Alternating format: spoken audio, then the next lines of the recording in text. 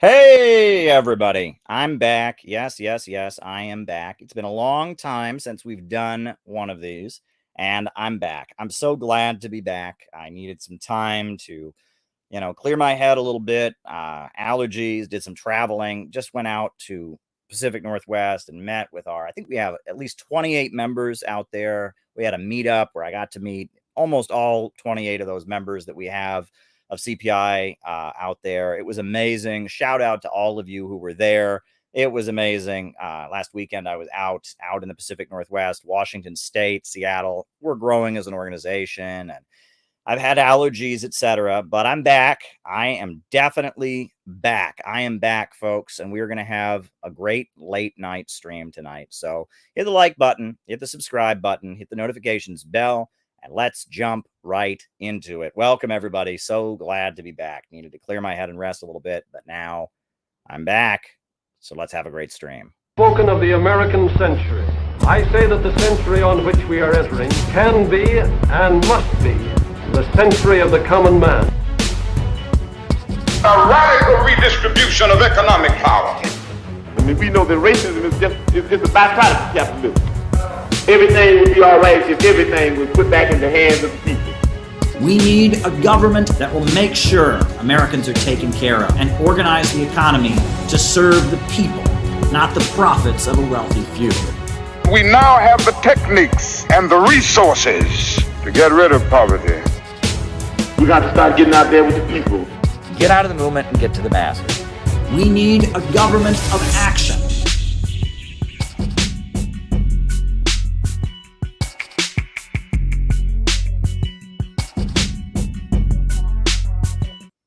Welcome, everybody. So glad to be here with all of you. It's really good to be back. The way this works, for those of you who may not be familiar with our format, the way we work is that I give my opening remarks. During my opening remarks, we give super chats. Super chats come in. Our great volunteer and good friend and comrade Don D from NYC will be writing down your super chats during my opening remarks. So the super chats come in, he writes them down, and then after that happens, I give the roll call where I would call out folks' names and locations. I call them out, names and locations, and then after that, at that point, I just answer super chats for the rest of the night. And that's how we do these live. So if there's something you want me to talk about in the second half of our show, send a super chat. Don D from NYC will write it down. I'll continue writing them down after the roll call when we start answering questions. It's gonna be fun. So welcome, everybody. So glad that you are back. Couple announcements, housekeeping announcements before we get going. First things first, for those that are good friends of this channel, should be an interesting day tomorrow. Tomorrow on this stream, on this channel, on this YouTube channel, I'll be debating the amazing internet legend Jason Unruhe, the great Maoist rebel. And he and I used to be friends. And maybe a year or two ago, he decided I was his enemy, and he started posting all kinds of crazy things about me. And so we're going to bring him on here. We're going to bring Jason Unruhe on this channel. I've already sent him the link. I hope he shows up. And we're going to bring him on here and give him an opportunity to, say what he's got to say. So it'll be fun. It'll be good. And I give him credit for doing this. I really do give him credit for doing this, because a lot of the people who smear me on the internet refuse to do this. They refuse to actually engage with me. So he's going to come on here, and it should be an interesting show. We'll see how it goes. Like I said, I will hopefully be able to.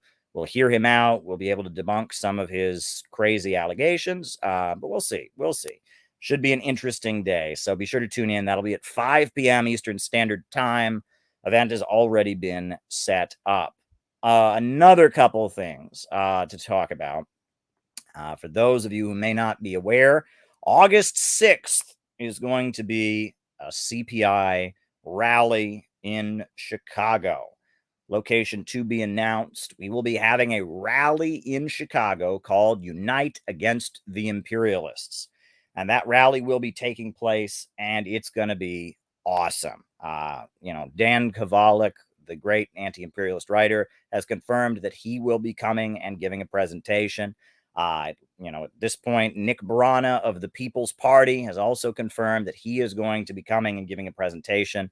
It looks like we're going to have some speakers from different organizations that will be there. It's going to be a great event. So if you're in Chicago August 6th, we hope that you come by. It'll be a lot like what we did in Austin, except it'll be better because it'll be the next time we've done it. And yes, there will be lots of security on hand. And yes, all the haters and, haters will try to disrupt it, but we always make sure our people are safe. There'll be plenty of armed guards, etc. So, we're prepared to keep our people safe. In addition to that, it's also important to note that we are having our national gathering for members only of the Center for Political Innovation in Kansas. That's happening June 22nd through 26th. So I will be in Kansas, when it happens. I'll be on site. The great musician, amazing folk musician, David Rovix is going to be on site. There's going to be a lot of great presentations. I've been working with people on different presentations that they've been giving, and it's going to be awesome. It is going to be awesome. So be sure, if you are a member, if you haven't RSVP'd already, to go and reply, send an email to Lily Goldklang, the retreat coordinator. She'll be handling all of that. So that's going to be awesome as well. And those are the things I just wanted to kind of get out of the way. But we're doing great stuff here. Hopefully soon we'll be having Jeffrey Young, the great candidate for the U.S. House of Representatives in Kentucky, the great anti-imperialist. We're figuring out how to have him on here. So that was pretty cool. A few days ago, we interviewed a representative of the indigenous struggle of the peoples of Okinawa, the struggles of the people of Okinawa against Japanese colonialism and U.S. imperialism. That was pretty awesome. Go and watch that if you get a chance. That was a great conversation. We're moving ahead here, folks. We are moving ahead. So I wanted to just let you all know about that. I want to once again thank, in particular, Elizabeth, who did a lot of work to make sure that the gathering that happened on the Pacific Northwest, both Saturday and Sunday, she did a lot of work to make that happen. So did Dave, so did Rebecca, even though she couldn't be there. Rebecca actually got COVID, so she couldn't come, or else it would have been a super spreader event. But she did a lot to make it happen. A lot of folks were really, really great. I got to meet so many people that are part of this community here, this city building tendency. I got to meet, Jeff Null, and I got to meet so many people. And shout out to Alex and Ashton, and shout out to Marissa, and shout out to the other Marissa. And wow. I mean, I know I'm forgetting some people, and I do apologize. But oh wow, it was really, really great. Shout out to Richard. It was really great to meet you, Richard, and to hear your insights. And shout out to Danny, shout out to Alexia. I mean, I could sit here and name everybody. It was awesome. If I'm forgetting you, I do apologize. It was so many people, and it was so awesome. It was really, really awesome to go out there and see that in a very, very important region in the United States, we have a growing membership. We have 28 members in Washington State and in Oregon State at this point. 28. That is not a small number, right? Now, if you look at the number of members that we have in Florida now, that's a place I never thought we'd have a lot of members. We're having people signing up in Florida. We've got people signing up, the Chicago local at this point. We got Keaton and we got Elizabeth, and they're on the ground in Chicago, meeting with great folks out there like Dana, great folks like Sam and CJ and Gabby, and they're doing great stuff out there. I mean, it's really amazing to see what's happening with the Center for Political Innovation. It's really, really awesome. And so because of that, I just want to give everyone a shout out and tell you how thankful I really, really am. because, you know, when this started, when this community started, it was just me on here doing live streams. Just me on here doing live streams. And, you know, I went out to Los Angeles, and you know, Ramiro, who's a great friend of what we do here, Ramiro Funes, who's got Unmasking Imperialism, he had a great event for me out there, and I got to meet Justin. And Justin had the idea. He said, really, we ought to do something. And I said, why don't we do a think tank? Why don't we do something a little more serious, a little more rational and serious than forming some kind of LARPy, you know, vanguard party? Let's form something that's a little bit more serious. And one thing led to another, and our social media blew up, and we are marching ahead. We are doing something really spectacular. And the Haas community, Infrared, have been amazing. They have been amazing. And Peter Coffin and Miss ACD, they have been amazing. And Jackson Hinkle has been amazing. And Jimmy Dore has been amazing. And George Galloway has been amazing. And we are at the center of this cluster of people who understand that Western capitalism and imperialism is moving in a very, very negative direction, and that the regular left has lost its mind. The mainstream left, the synthetic left, they are not anti-imperialist anymore. They're not progressive anymore. And that we've got to get out of the movement and to the masses. And that means questioning old ideas. That means standing up against the wars. We're doing it. I mean, we are doing it. We are doing it. So I just want to thank you all for what you're doing. If you haven't become a full member of the CPI, link is down below. Go ahead and become a full member. We want to have 1,000 members by May, 1K by May. We are almost at 200 members, but we want to do 1K by May. And at the rate we're currently growing, it's like every day I get on there's 4 or 5 new members that sign up. So go ahead and sign up, become a full member. We need you.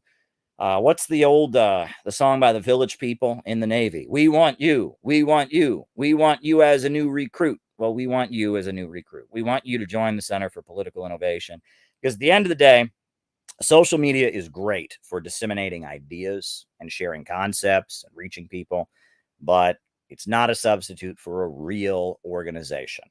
It is not a substitute for a real organization. And that's what we're doing here. We are building a real organization. That's what we're doing. And yeah, you know, that's our focus. This is not all entertainment. Yeah, it's entertainment. You know, I break into song and all of that. But at the end of the day, this isn't about entertainment. This is about building a real organization that can save the United States from the horrors of capitalism and imperialism and rebuild this country on new foundations in solidarity with the people of the world. So I want to thank you all from the bottom of my heart. And now just talk about a few things. A lot's happened. A lot's been in the news. Figured for my opening remarks tonight, we'd kind of go over a few things that have been going on. First thing I wanted to comment on, and again, getting into risky territory here. Did I say that enough times? We are getting in to risky territory here. That's okay. That is okay. I never shy away from saying things that other people do not like, as you all know, even though that gets me in trouble sometimes. The trouble is sometimes worth it. This guy, Matt Walsh, who is a conservative, has made a new documentary on the trans issue. I have not seen this documentary, so I cannot comment on the contents of the documentary. But I just want to say two things. Well, more than two things. I want to say a few things. First things first. My trans comrades, I love you. And I mean, I'm not, that's not hyperbole. That's not performative. Seriously, Lily Goldklang, who is the retreat coordinator, one of the most essential members of the Center for Political Innovation, is a trans woman, and we love her.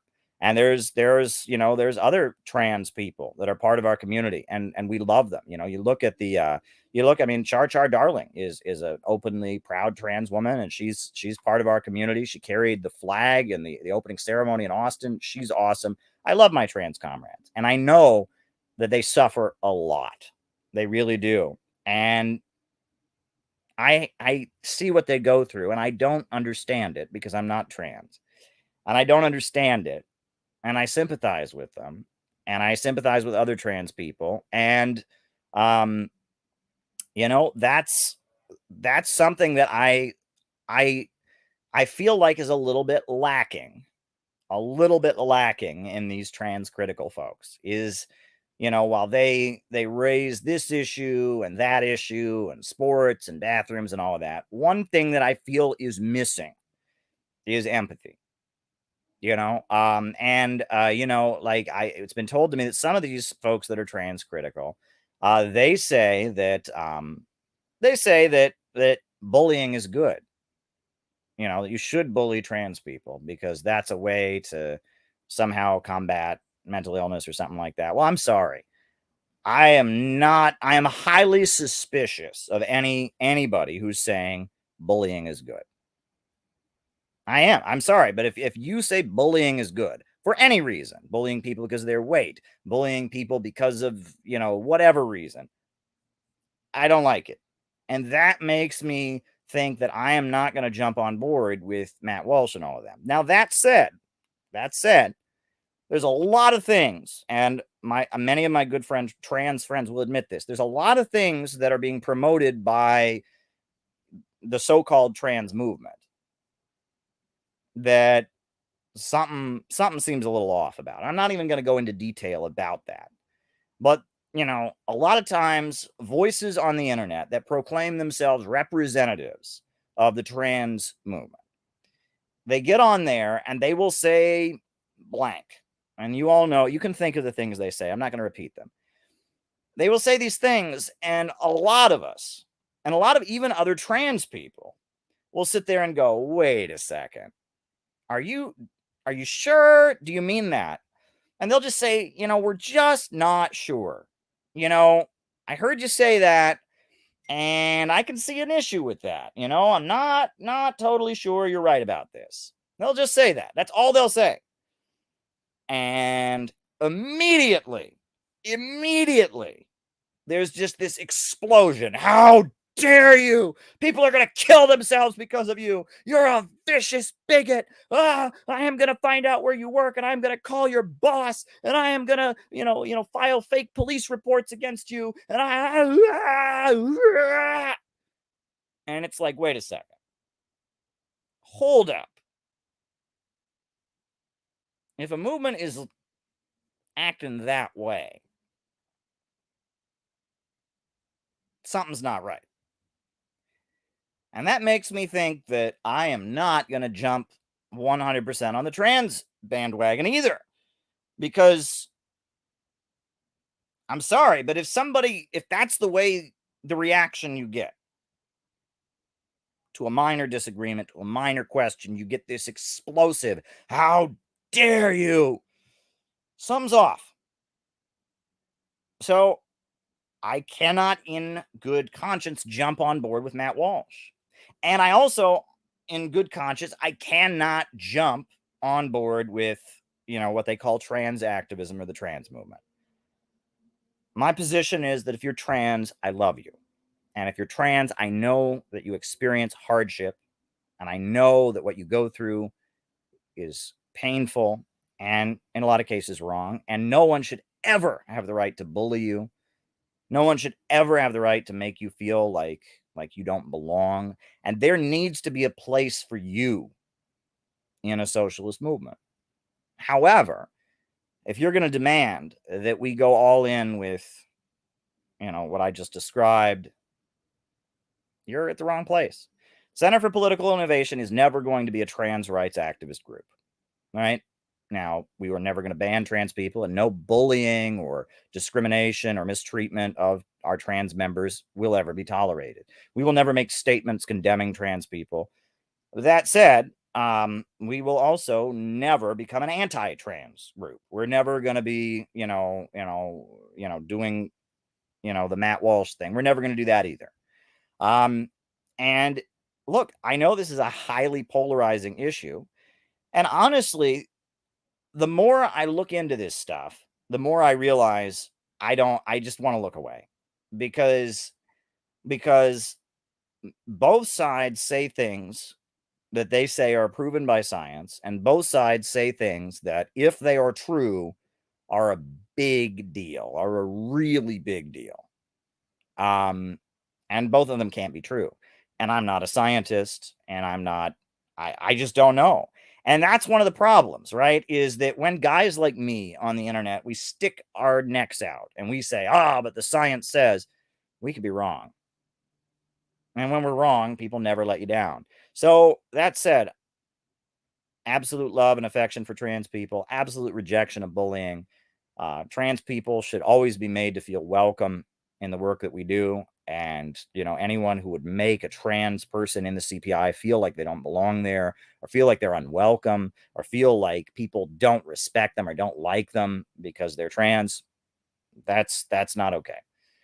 But if you think that we're going to jump on board with this internet cult, it's been a cliche for a long time. You can tweet out, I support trans rights. You can tweet that out. And you'll immediately have 16 trans people below there saying, how dare you? Because you said it in the wrong way. All right. And, the trans movement is very, the way they've gone after ContraPoints, who is trans, who is awful. She's a trans liberal activist, and the way they've viciously gone after her.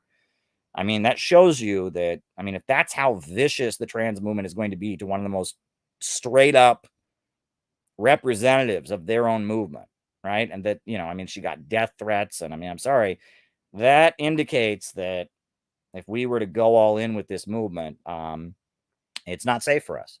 And that's pretty clear. That's been made abundantly clear to me. I have said numerous times that I sympathize with trans people. I think they're welcome, but there's all kinds of videos on the internet saying that I'm responsible for trans people killing themselves. I'm a vicious, transphobic, evil person. So that shows you that, that it's really not safe for a progressive revolutionary organization to jump on board with that. If you're going to actually get to the masses, you're going to do actual mass organizing, you can't join the trans movement, because they will eat you alive, and they will demand, it's not enough that you just support people. It's not enough that you want to end discrimination against people. No, you got to say this. No, you got to say it this way. No, you got to say it this way. No, you got to say it this way. And it never ends. And no matter what you do, you're a vicious, evil movement. And the second you disagree, you're the same as Hitler. You're a Ku Klux Klan Nazi group look, and I can't play ball with that. So I'll never play ball with Matt Walsh, and I'll never jump on board the anti-trans thing. There are some communists who have, and I couldn't in good conscience do that. But at the same time, I can't jump on board with the trans thing either. I will respect trans people. I will do everything. I'll call people the pronouns they prefer to be called. I will give everyone the basic human respect they deserve, but I'm never going to jump on board with the trans thing, because you can't. Just look at the details. You can't, right? So there you go. I'm sure there's people watching this now seething on both sides. There are people watching there and saying, Caleb, why can't you call out the evil trans agenda? I just told you why. And then there's people watching and saying, Caleb, why are you coddling transphobes? Why are you refusing to jump on board? I just told you why. I look at both sides of this issue. And I see stuff I don't like that I can't sign on with. I can't sign on with the trans movement because of the way it is, and the way they respond to people, and the way, I'm sorry, the way they are. I can never sign on to them. And I can never sign on to a movement that endorses bullying or discrimination, or I can never sign on to that either. So that's it. Right? And you can seethe and you can hate me. And if that stance bothers you, if it angers you on the one hand, if it angers you that I will never double down, that angers you, you're in the wrong place. And if it angers you that I'll never go the other way, you're in the wrong place. That's not what I'm here to do. I am not here to do that, right? I am here to say that every communist, everyone who wants to work to build a new America with socialism, anyone who wants to get out of the movement to the masses, build a community of solidarity that can fight to rescue the United States from global imperialism and capitalism, you're welcome here, and you'll be made to feel welcome here. And that's what I can offer you. And people in the chat can feel free to react however they want. And that's what I can offer. And there's another very closely related issue. Not really closely related. I mean, there might be some overlap, but it's a similar issue. It's a similar issue where I can't agree with both sides. And you might say, well, Caleb, you're just trying to play it safe and be in the middle. No, I'm not. This is actually, being a centrist on this issue doesn't get you any love, right? And that's what I've noticed about this. It's like, it's weird, right? If you take, people say you're playing it safe being a centrist. That's actually not true. If you double down on one side, you immediately make friends with all kinds of people, right? If you double down, if you become a TERF or anti-trans, you immediately get a whole bunch of friends who don't care about your position on Syria or Libya or economics. They're just so happy you're anti-trans. And if you double down and you join the trans movement and you start canceling anyone who said the wrong thing, you immediately make a lot of friends who don't care about, socialism or class struggle or economic. They just care about that. And I'm sitting in here in the middle and I'm alienating people on both sides. Right? You don't make friends on the internet by, just saying, look, we don't know. And we see stuff on both sides of this issue that we want to stay away from. And I didn't become a communist to debate this kind of stuff. You don't make friends doing that. So we're actually taking the position here that is probably the least politically beneficial. If we were to double down on one side or double down on the other side, we would gain very significantly. But by choosing not to do that, by sticking to our principles, which is we're here to focus on class struggle and socialism and anti-imperialism, we actually tend to lose people. And, sorry, that's how this works. That's what's going to happen. But there's no way that we can take a position. And the same goes, and I know there's people in the chat who are loyal, dedicated members of CPI that are on both sides of this issue. And that's fine. And that's what's special about CPI. The same goes for this next issue. The next issue, right? The sex worker thing. On the one hand, what you can call the pro-sex worker movement. The pro-sex worker movement is highly insensitive. Highly insensitive. For the majority of people in the world who are involved in what they call sex work, it is a really ugly, evil thing. It is. I mean, I'm sorry. That is just a fact. I'm sorry, but the majority of, pimps, prostitutes, human trafficking, sex trafficking, that is really ugly stuff. And if you, as a Marxist or a leftist, go around saying, what we believe in is that, people from the third world, people from impoverished communities where that kind of thing actually goes on, who are trying to raise their children and their family, they're going to think you're nuts. And they're going to think, stay away from me. I'm sorry. I'm trying to get my family away from that. I've seen how ugly that is. Maybe there's someone in my family who's gotten caught up in that. I don't want anything to do with you. So the quote unquote sex worker movement isn't sensitive to that.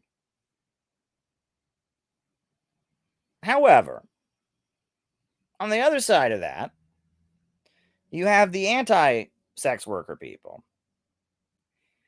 And the anti-sex worker people, while they're right to point out what I just pointed out about pimps and prostitutes and, trafficking human flesh and exploitation of women, they point all of that out. They support the government criminalizing it, which in a lot of cases leads to people that are already in bad situations going to jail, which leads to pushing these kind of things further underground and making the people in that community more vulnerable and more afraid. And on top of that, they are insensitive to the fact that there is a minority of people that are involved in it, and it's a little bit different. Right? Whatever, some 20-year-old wants to do a webcam thing or, and that's different, right? And that there are, because of technology, there are some people who do it in a little bit of a different way. I mean, there's still, you can argue there's economic compulsion, right? That their economic situation is forcing them to do it, but it's not the same as being human trafficked. It's not the same as being caught up in organized crime. So I look at both sides of that issue. And on the one side, I see this quote unquote sex worker movement that is hugely insensitive. And on the other side, I see this anti-sex work feminism that is also not acknowledging certain things and I look at that and I say, I can't in good conscience be on either side of this issue, right? You know, the majority of what goes on in quote unquote sex work is wrong, but criminalizing it isn't going to help. And on top of that, there is a minority of people that are doing it differently now. There's different stuff that goes on. So because of that, there's, people that are doing stuff that's a little bit different. That's much more voluntary, is a lot less coerced. You can argue there's still economic compulsion, but it's different, right? And there's people that do this or that, women that become professional dominatrixes or whatever in order to pay their way through school, or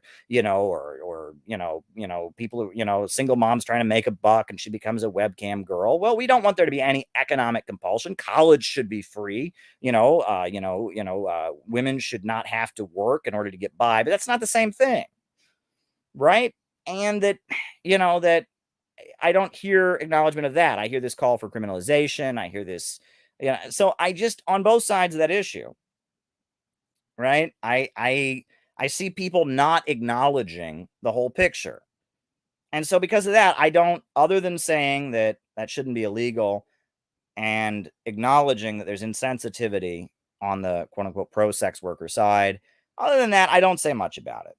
I don't say much about it because, again, and there are people in the chat I'm seeing who are fired up and saying, absolutely, we should be absolutely opposed to this kind of thing. And for most of what exists in that category, you're right, but not all of it. And then there's people fired up in the chat saying, how dare you, Caleb? This is about liberating women and they're using their bodies and making. And, I understand that for a minority of people that, and I just, there's no way that you can take a stand on this issue and not be involved in something toxic. It's just like the previous issue that I spoke about. No matter what you do, you end up siding with something toxic. And I can't, in good conscience, side with something toxic.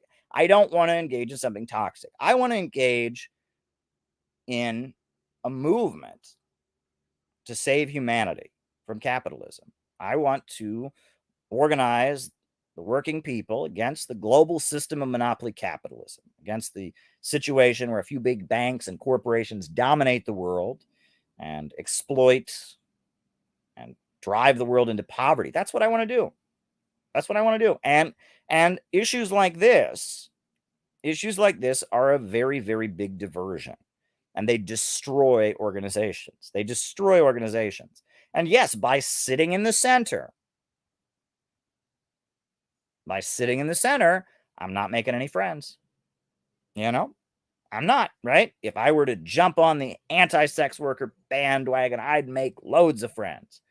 And if I were to jump on the pro-sex worker bandwagon, I would make loads of friends. But instead, I'm alienating anyone who feels super passionate on either side of that issue and saying, nope, we're not doing that. And so I'm actually cutting off access to people on both sides of that issue because I'm, one, sticking to my principles, and two, I'm realizing that if you jump onto either sides of that issue, that becomes all you talk about. Because all you talk about, you join this polarizing issue that it's all you talk about. And as a result, you can't talk about what's important, which is class struggle. And there's probably people saying, how dare you? Caleb just said trans people's not important. That's not what I said. Caleb just said that women's lives are not important. That's not what I said. Caleb just said protecting sex work. That's not what I said. Yeah, Caleb just said women. I did not say any of that. I didn't say any of that. I said that on both sides of this issue, there's truth. And on both sides of this issue, there's toxicity. And because of that, because I see both truth and toxicity being raised by both sides of this issue, I can't in good conscience throw down with it. And that's where I stand. I'm sorry. That's where I'm at. And, I'm just throwing this out there almost as a disclaimer. If you can't stand me for taking these positions, then, I'd like to have you around. I'd like to do everything. I want as many people to join CPI as possible, whether they agree with me or whether they disagree with me. But I just want this to all be on the table. This isn't a big surprise. This isn't a big, oh my God, and then I found out he wouldn't take a position on. Well, now you know. Now you know. And, if you are unhappy by the fact that that's where I stand, I mean, be unhappy. This is just how I've chosen to talk about these things. And that's the way it is. And so there you go. And take it or leave it, edit this and put this in your hate video to ruin, to tell people I'm evil and miserable. But that is how CPI can continue to function. And that's where I'm at. And there are some issues where I do take a solid stance. As you all know, I believe abortion should be legal because we don't have a religious government in the United States, and you cannot objectively prove that a fetus is a life. That is a matter of religious faith and principle, that life begins at conception. You can't prove that. You can't prove that, it's a philosophical argument. Is a fetus a life that the state is obligated to protect in the same way it protects an adult human or a child? That I don't know. And because it's ambiguous in the United States, and because, basically it's a situation where the government has to get up inside you, and in particular, get up inside of women, we have to just say abortion should be legal. And you can think abortion is wrong, and someone else can think abortion's right. But because it's ambiguous, we can't take a position on it. Now, that's not the CPI position. CPI doesn't have a position. And there are, I know at least 4 members of CPI who are anti-abortion. And they say, Caleb, my religious faith says that abortion is wrong. And in my heart, I cannot in good conscience be okay with it not being illegal. And you're welcome in the group. And I love you. And we disagree about that. And I have said that I don't feel that the left should focus at this point on jumping on the pro-choice bandwagon because it only reinforces the polarization. And it's a lot like the guns issue. Very similar thing. It's not something people are ever going to change their minds on. Unfortunately, it's not something people are ever going to change their minds on. And because of that, it's a cultural divide. And because of that, we're just gonna, it's a dead end. Look, if you are helping to reinforce the polarization that the U.S. ruling class has already implemented in U.S. society, you ain't helping. The ruling class is doing everything they can to try and stay in power and keep their grip on power as U.S. society is deteriorating. Food prices are rising. The price of gasoline is rising. I'm actually going to read you. I don't know if I don't have permission to give his name, but this is an actual message. I'm reading it off my phone. This is a Facebook message I received from a friend today. This is what he sent me. He said, gas where I live is now almost $5.40. This is becoming a real huge burden for me, having to drive almost 30 minutes a day to go to work. And there's talk of it reaching $6 to $7. This is outrageous. And strangers at the pump I was talking to were saying out loud that we need to riot soon.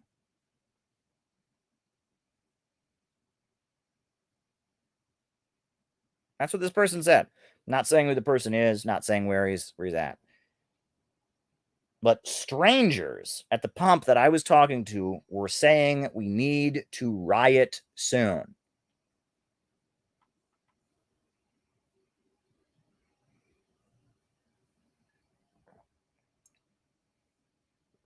Folks, it's going to happen, okay?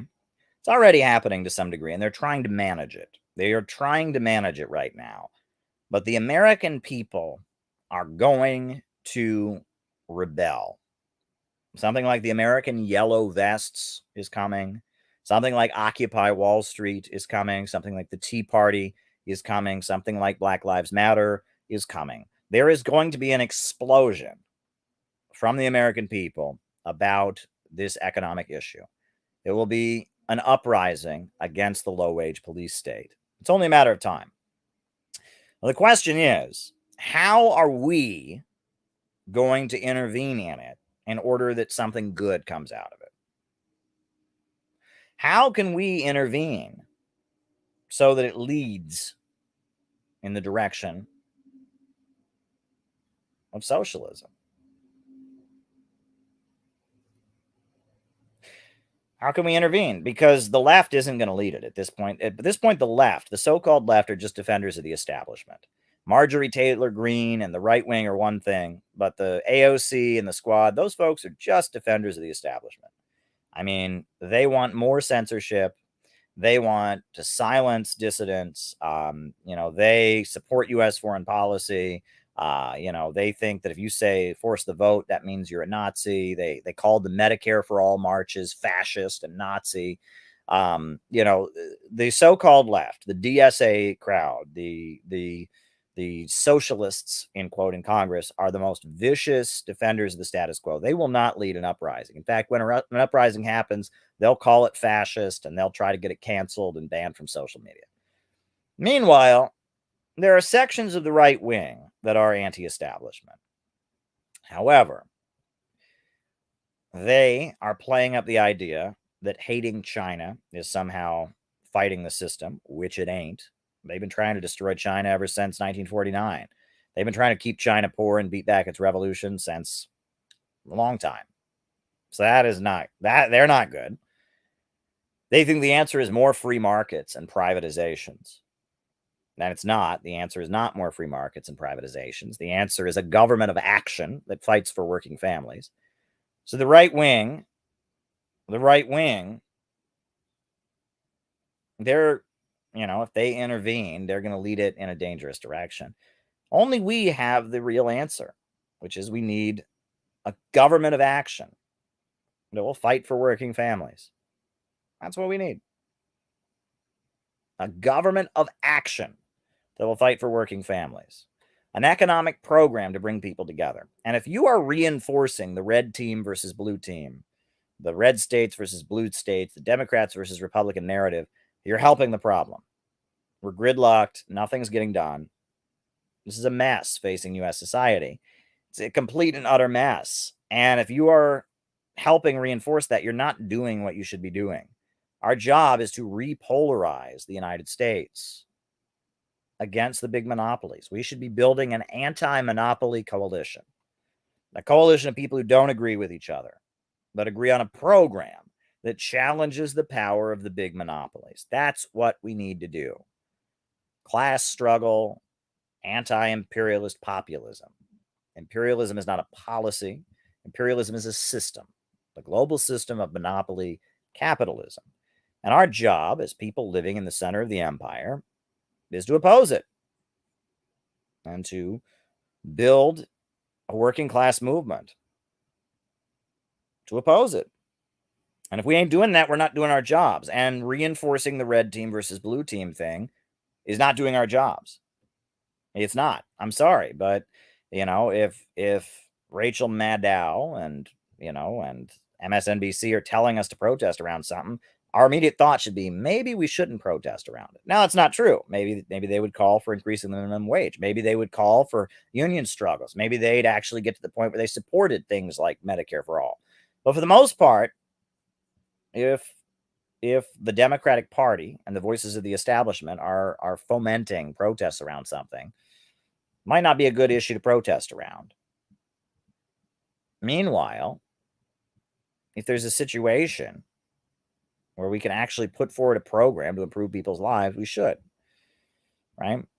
I often quote the end of the Communist Manifesto where it says, communists support every rebellion against the existing order of things, but in all of them, they bring forth the property question, right? Meaning that whenever people are in opposition to the status quo, you go to them and you say, the answer is socialism, and you present them with real policies, real demands, real things they could see implemented that could actually improve their lives. This is the practice of socialism. This is the mass line from the masses to the masses.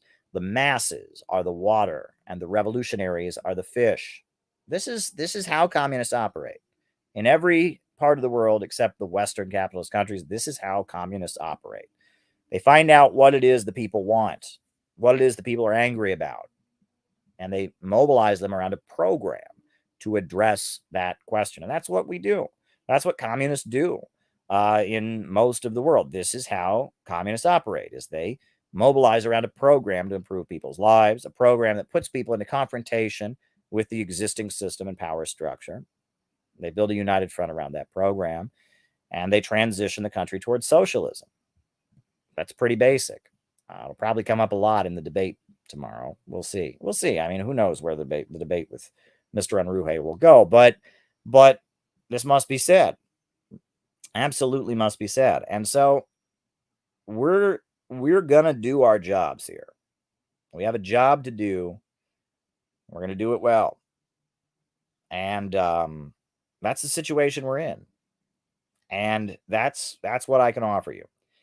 If you really want to know how I feel right now, you really ought to read. We have the CPI manual, the CPI educational manual. We have a very important essay by Mao Zedong that he wrote in 1927 called "Report on an Investigation of the Peasant Uprisings in Hunan Province." Right, published March of 1927. And this is what he wrote. But I'll tell you the context, right? This is, 1927. Mao was a leader of the Chinese Communist Party. He's actually from this region of China called Hunan. He grew up in the countryside. And in the countryside of Hunan, there were all these peasants, these poor peasants who were rising up and overthrowing the landlords and redistributing the land. So Mao, he's a Chinese communist. And they said, "Hey, Mao, you're from Hunan anyway. You're from the countryside. You grew up, you're the son of a wealthy peasant, a wealthy landowner. Hey, Mao, why don't you go to Hunan and find out what's actually happening there?" That's what they said to Mao. So Mao went to Hunan, to the countryside, where these peasants were in revolt against their landlords. And he came back and he wrote this essay. And this is what he said. In the opening paragraph of his essay, he said this: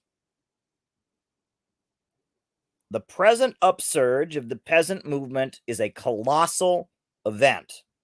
In a very short time, in China's central, southern, and northern provinces, several 100 million peasants will rise like a mighty storm, like a hurricane, a force so swift and violent that no power, however great, will be able to hold it back.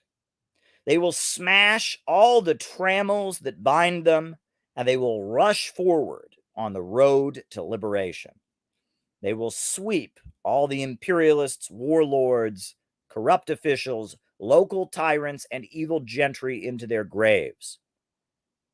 Every revolutionary party and every revolutionary comrade will be put to the test, to be accepted or rejected as they decide.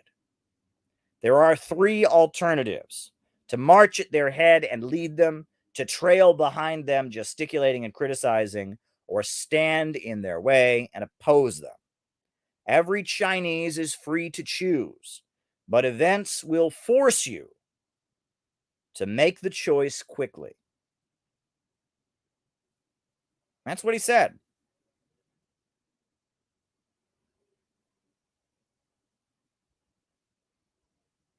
That's what he said.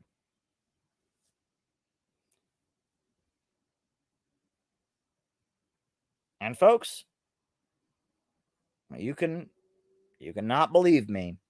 I just read you what my comrade said about the gas pump today.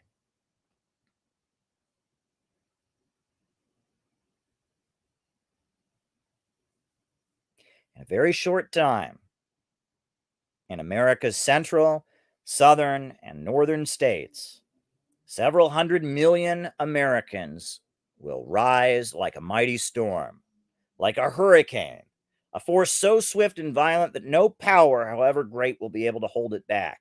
They will smash the trammels that bind them and rush forward along the road to liberation. And every revolutionary party and every revolutionary comrade will be put to the test, to be accepted or rejected as they decide. And there are three alternatives: to march at their head and lead them, to trail behind them, gesticulating and criticizing, or to stand in their way, oppose them. And every American will be free to choose, but events will force us to make the choice quickly. It's going to happen, folks. It's going to happen. The tinderbox is already set. It's only a matter of time before a single spark lights a prairie fire. And if we have any goddamn sense as socialists, we should be figuring out how we can be the ones to march at their head and lead them. Because if Marjorie Taylor Greene marches at their head and leads them, she is going to lead them toward World War III with China. And if AOC marches at their head and leads them, she's going to lead them off a cliff, because by the time she's incited all the divisions among them and they have a big fight about ID poll and all this stuff and class reductionism, and she's going to just lead them off a cliff. And if we're serious, we must be figuring out how, when the explosion comes and when the American workers rise like a mighty hurricane, it's us, anti-imperialists and progressives and socialists, people who want a government of action that fights for working people, how it's us that will march at their head and lead them. That's what we must be figuring out how to do. And if we're not figuring out how to do that, if we're busy, playing the red state versus blue state game, marching around the latest trendy liberal cause, like PSL does, whatever's trendy, CNN's talking about abortion. Oh, we're going to go have an abortion rally. Oh, CNN's talking about trans rights. Oh, we're going to have a trans rights rally. Oh, CNN's talking about guns. If we fall into that trap, we will be left behind. And someone else will march at their head and lead them. And that somebody else is not going to lead it in a good place. If you want to build a ship that is strong enough to withstand a storm, you do not build that ship when the storm is already there. You build it when the sky is clear, before the rain starts. That's when you build a ship. And what I am trying to do, and spending every waking hour doing, and barely having enough time to do, the amount of people I talk to on the phone every day, the amount of phone calls and arrangements I'm making, I barely have enough time to do it.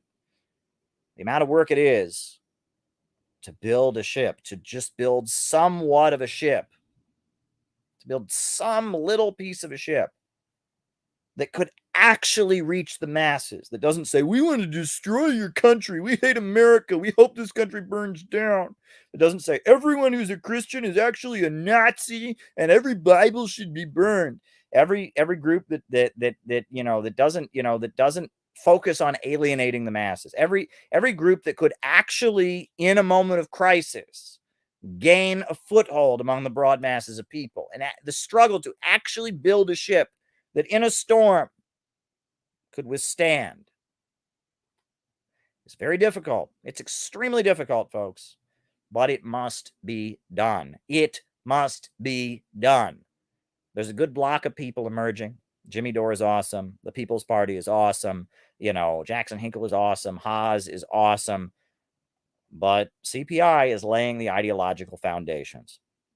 And we're building the actual, in real life community. We are doing something very, very, very, very special here. And it's difficult and it's not easy. And it's going to involve not jumping on bandwagons. It's going to involve taking difficult, nuanced positions. That's what it's going to involve. And it's going to be different. It's going to be difficult.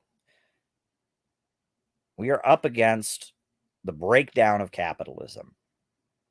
American capitalism is falling apart because capitalism cannot withstand the computer revolution. Under capitalism, your only value as a worker is your ability to rent yourself out to your boss, to sell your labor power to your boss. And if the boss can get rid of your job with technology, he doesn't need to buy your labor power anymore. And with technology, with the computer revolution, he doesn't need millions and millions of people. However, workers are also consumers. Workers are also consumers. And if he doesn't need millions of workers at the assembly line, pretty soon no one's going to buy his products. And this is the built-in self-destruction mechanism of capitalism. Capitalism creates a situation where the worker can never buy back the product that he produces. He can never do it. And great technological leaps under capitalism lead to massive poverty. And the computer revolution is laying the basis for capitalism to be eradicated. And the new economy that is emerging in Russia and China and Venezuela and Iran and Cuba, the new alternative where we have governments that organize the economy on behalf of the people, that suppress the power of corporations, that force the economy to serve public good and not the profits of a few.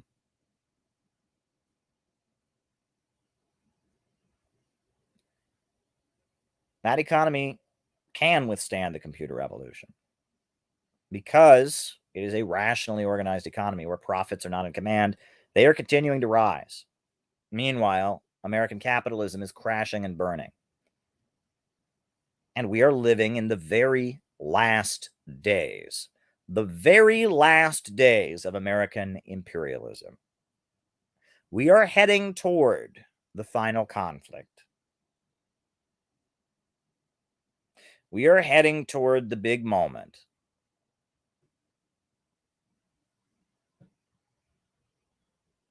And we're realistic. We're not telling you that CPI is the new vanguard party and we're the Bolsheviks and we're going to be storming the Winter Palace. We're not telling you that. We're not telling you that, that we all by ourselves are going to do it all alone. We're not telling you that. We're telling you that the balance of forces is changing.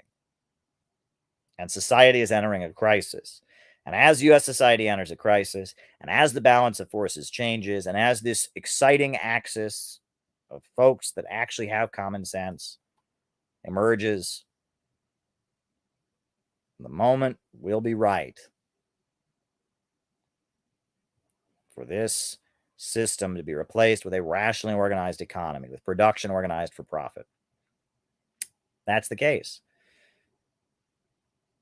We are living in the last days of American imperialism. But right now, our main enemy is the ideology of American imperialism. Because when it gets down to it, the basis of all politics in the United States is what was called by George Lukács philosophical irrationalism. That is what all of the powerful voices in the United States believe. They emphasize different aspects about it. But the teachings of Friedrich Nietzsche, that's what they all believe. They all believe one or another interpretation of the Nietzsche philosophical irrationalist worldview, which is this: that might is right, that the weak are conspiring to hold back the strong, that the individual is sacred above all else, that there is no actual rational truth, that everything is a matter of perception, that emotions and feelings define reality. Reality is not defined by emotions, feelings, and thoughts. That's what they all believe. ContraPoints believes that. In her video on envy, she went on a whole tirade just giving us beyond good and evil and saying that, Christianity is a worldview that support. It's a war of the weak against the strong, and there's just individuals, and the individual suppressed by the mob. That's what they believe. The right wing believes this. They got Ayn Rand and objectivism, the idea that we need capitalism, the unknown ideal, the virtue of selfishness, the lack of compassion.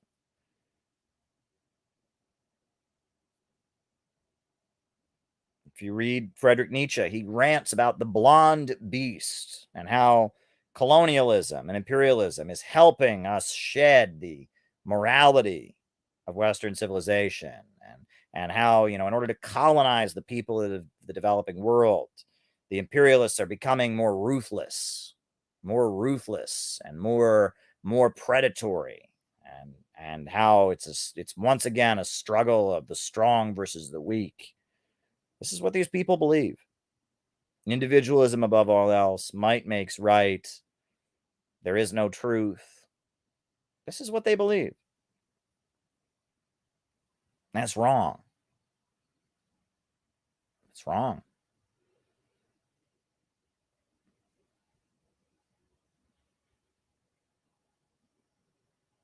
And it's wrong in two ways. It's wrong on the economic front, because neoliberalism and privatizations and free markets are making the country poorer and poorer and poorer. And it's wrong on the cultural front, because we all live in a society, and human beings relate to each other in terms of other people. We are social creatures. We are collective creatures. Our identity is based on how other people see us. We're not just individuals. We're not just great men struggling against the mob. No, we are collective. The health of one is the health of all. If we didn't learn that from the pandemic, we're never going to learn it. The health of one is the health of all. The happiness of one is the happiness of all. The kindness of one is the kindness of all. Compassion is not weakness. It's one of the most beautiful things. It's what holds human beings together. Solidarity. People working together. People learning to listen to each other. This is great. Why do you think there's been so much mental illness since the pandemic? It's because people are isolated. They're separated. And that human beings' mental health is largely rooted in other people. If you can interact with other people in a way where you can actually hear them, you can get feedback from them, you can actually process what they're saying, they can process what you're saying, you're going to be healthy. But if you get isolated, or you're not connecting with other people, you're not listening to what they're saying, you're filtering their messages, and you're gradually withdrawing from the world, you're going to be unhealthy. Philosophical irrationalism that celebrates the individual, that says there is no truth, that says chaos is the nature of the universe rather than order. This stuff is toxic. And what is the main target of philosophical irrationalism? Well, there's two targets. Actually, there are two targets of philosophical irrationalism. The first target is communism and socialism. If you read Ayn Rand, she's ranting about how much she hates communism. Communism is evil. Communism, collectivism, the tyranny of your neighbors, punishing the great man for success. Communism, they hate communism, right? And the synthetic left, they hate communism. It's all fascism. Communism is just worker cooperatives. It's just these cooperative businesses that function for profit and put other cooperative businesses out of business. You can't have a planned economy. No, they hate communism. Communism is actually fascism. Soviet Union is evil. Nazbol, they all hate communism. That's the first target. Because communism is a political force that exists around the world. It's the basis for the alternative economy that's emerging. It's not 20th century communism. It's a new communism. It's a communism that's adjusted for the modern world. 21st century socialism. The 21st century socialism, one form of it or another, is definitely their target. They hate it in China. They hate it in Venezuela. They hate the Islamic Republic of Iran, which is not capitalism, but Islam, the Islamic system. They hate it. right? They hate Cuba. They hate Vietnam. They hate communism. 21st century socialism, they hate it. That's their first target. But if you read Ayn Rand's philosophical screeds, and if you read Friedrich Nietzsche's writing in particular, if you read the work of many of them, I mean, Leo Strauss, he was a big promoter of this kind of thinking. Behind their attacks on actual existing socialism and communism, below that is their attack on Christianity. They hate Christianity. They don't hate Christianity because, it helps people be good conservatives. No, they don't hate it for that reason. They don't hate the existing Christian institutions. They don't hate Joel Osteen. They don't hate Pat Robertson. No. They hate the ideology of Christianity. That's what they hate. They hate the last shall be first and the first shall be last. They hate love your enemy.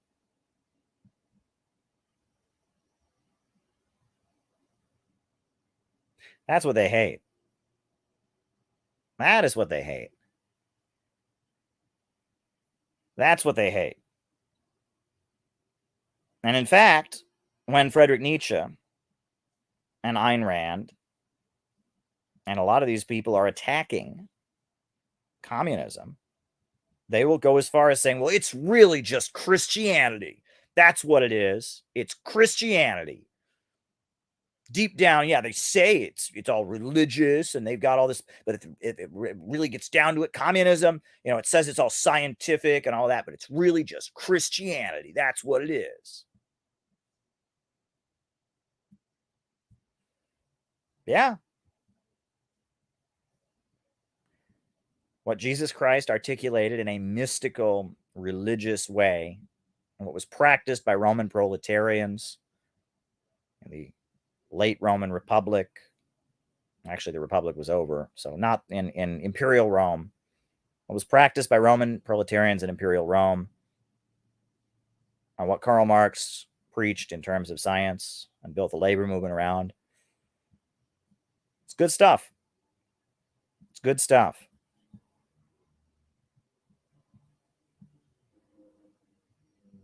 To fight for what's right, to sacrifice for a purpose higher than yourself, to return to no one evil for evil, to love your neighbor as yourself, to strive to have so much empathy that you love the person next to you just as much as you love yourself. It's not possible. Sigmund Freud said it's not possible. And he's right? You can never technically get into someone's head, but you should be striving to do that. To have so much care and compassion for other people that you would love them as you love yourself. This is great stuff.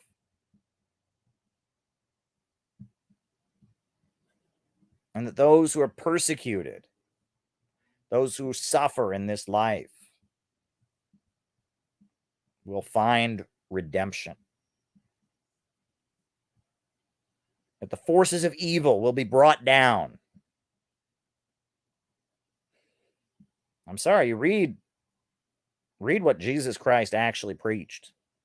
This is revolutionary stuff, and it sounds exactly like what Karl Marx preached. It's pretty much the same stuff. It was thousands of years beforehand.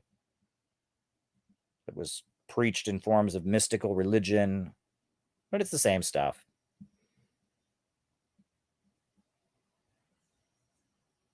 Do not think that I come to bring peace to this earth, because I bring not peace but a sword.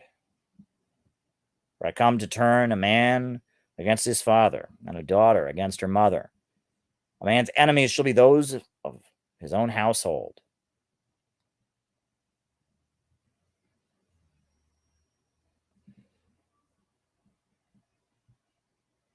And whoever gains his life, whoever enriches themselves in this evil system, whoever gains his life shall lose it. But whoever loses his life for my sake Whoever loses his life for the cause of justice that I'm fighting for shall gain it. And it's easier for a camel to go through the eye of a needle than for a rich man to go to heaven.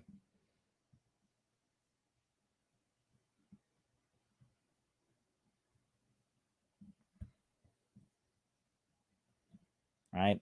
The story is that Jesus is approached by a very wealthy man. The wealthy man says to Jesus, he says, "How can I be perfect?" And Jesus says, "Oh, you want to be perfect? Sell all that you own and give it to the poor." And the guy walks away in sadness because he had many great possessions.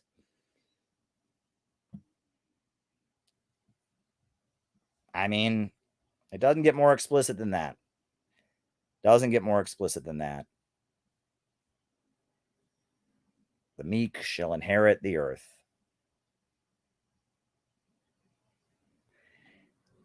And Marx was putting it in terms of science and materialism. But this is what we're about. And this is what they hate. And the conservatives hate it because it says that, we can't be selfish assholes and just let the poor suffer. It says that the capitalists and the rich and the greedy, they're the enemy. And the liberals hate it because it doesn't say you're just an individual and you have no obligation to anyone else. And it's just you're the great individual against society and you don't have to conform and no one can tell you what to do.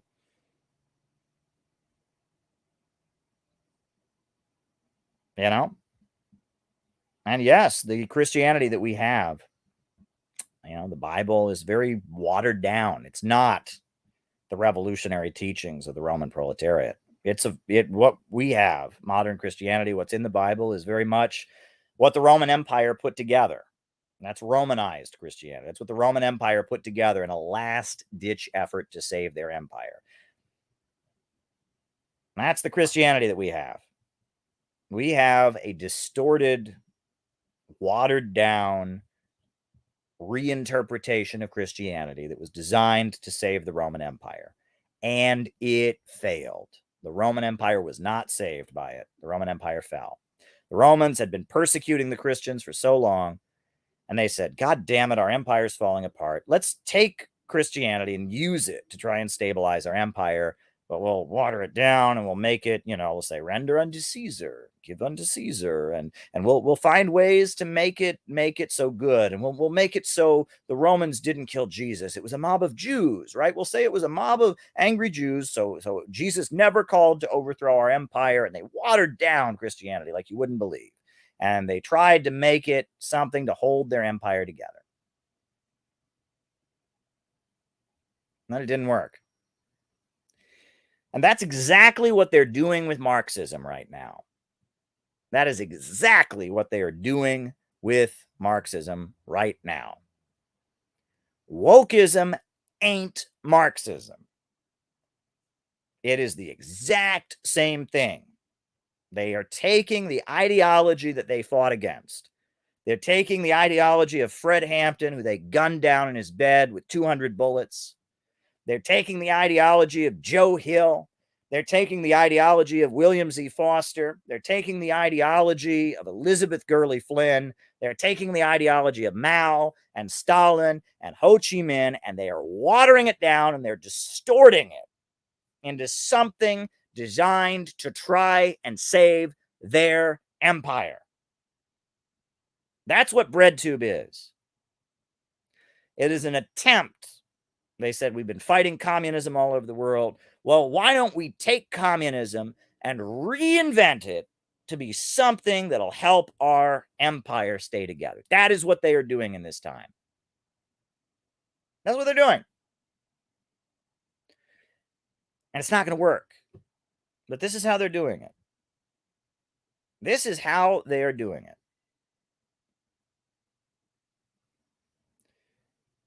They say, well, Karl Marx wanted the workers to control the means of production, right? Now, we know that Karl Marx explicitly said that meant having a revolutionary workers' government own and operate the means of production. But we can't have that because, that would obviously negate our system. But what if we pay every worker a stock dividend instead of a paycheck? And that'll make them co-owners. So instead of getting a paycheck at the end of the week, the workers will get this weird incentive pay that we call co-ownership. And then if the company doesn't do well, we don't have to pay them. And we'll say that's socialism, see? And that'll drive the workers to be more productive because they'll want our profits to go up, because if they don't, then their pay goes down. And they've taken the economics of Marxism. They're not touching the profit motive. They still want production organized for profit. They still want profits in command. And they still want these huge monopoly corporations like Amazon, like Walmart to exist. But they're going to make everyone a co-owner. And that's what socialism is. It's when it's a worker cooperative. Right? And what else do they say? They say, well, capitalism is a system where you have a lot of money, right? And production for profit, you have a lot of money. And right now, in order to try and stabilize our system, we want to make everyone poorer. We want to drive the wages of the workers down. So why don't we tell people that socialism means degrowth? In reality, socialism is the opposite of degrowth. It means actually organizing the economy rationally so we have so much wealth and abundance that all inequality fades away. Let's not get into that. Let's just tell everyone that capitalism is money, and you don't like money, so why don't we reduce your living standards? And why don't we prevent you from having children? And why don't we drive down your wages? And why don't we not allow you to grow and own anything? And we can call it degrowth. It's against capitalism because capitalism is growth and money and stuff. So we'll call it degrowth. It's brilliant, right? It's communism, guys. Degrowth. It's evil. And furthermore, let me add,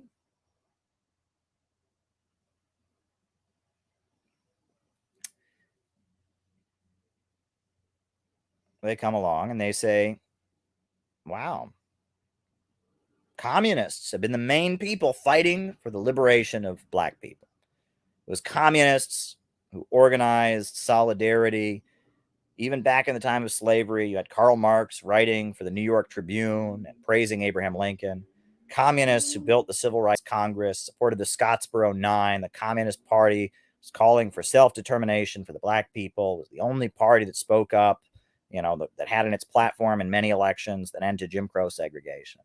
Communists fought for civil rights, and Mao met with Robert F. Williams and wrote statements supporting Martin Luther King, and the Black Panthers studied Mao's Red Book, and Cuba, had Radio Free Dixie broadcasting black revolutionary message. Communists have promoted this issue of racism. Communists have promoted anti-racist struggles. And black people have been horrendously treated by this society. The last hired, the first fired. Discrimination, police brutality, the prison industrial complex, low wages, the crack epidemic that we know the CIA was involved with. The black community has just been devastated. But the message of the communists was always that white workers should align with black workers, that the white workers should realize that their road to liberation is standing in solidarity with the black workers, and that a unified working class movement would put the needs of the black people at the front because they're oppressed. But what if we change that? What if we say the white workers are the enemy and the capitalists and the big corporations are good because they have like anti-racist trainings, right? If you work at Walmart or Amazon, you're going to have anti-racist trainings in your office. And what if we say, actually, the problem isn't capitalism. that is oppressing the black people. The problem isn't the big multinational corporations that have been using the black people with the prison industrial complex, prison slave labor. It's not, Jim Crow segregation. It's not, no. We're going to say the problem is white workers. And we're going to say that big corporations love black people. And it's those white workers that are the problem. And we are going to incite the middle class, the college educated white people, against the working class white people.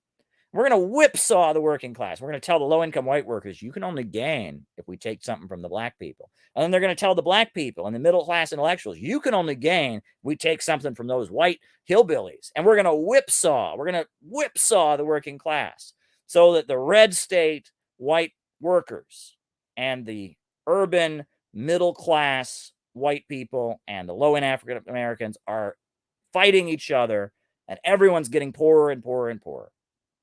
That's not Marxism. That is not what Marxism says. Marxism does not say that. You will not find that anywhere in Marxism. So what they are doing is they have watered down and reinterpreted Marxism to be very, very, very sinister to try and save their system. And at this point, they have a bizarre fascistic model at this point. They want to expand the rule of huge multinational corporations. They want to make them all cooperatives. They want to start degrowing and reducing the population, forcible degrowth, reducing the population, reducing living standards. They want a permanent, ongoing regional, cultural war in the United States. That's what they want. And it ain't Marxism. It ain't Marxism.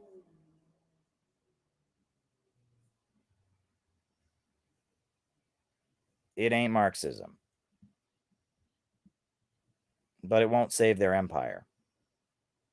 It will not save their empire. It won't save their empire. Christianity didn't save the Roman Empire. Fake woke Marxism will not save U.S. imperialism. Because at the time of the Roman Empire, they were the center.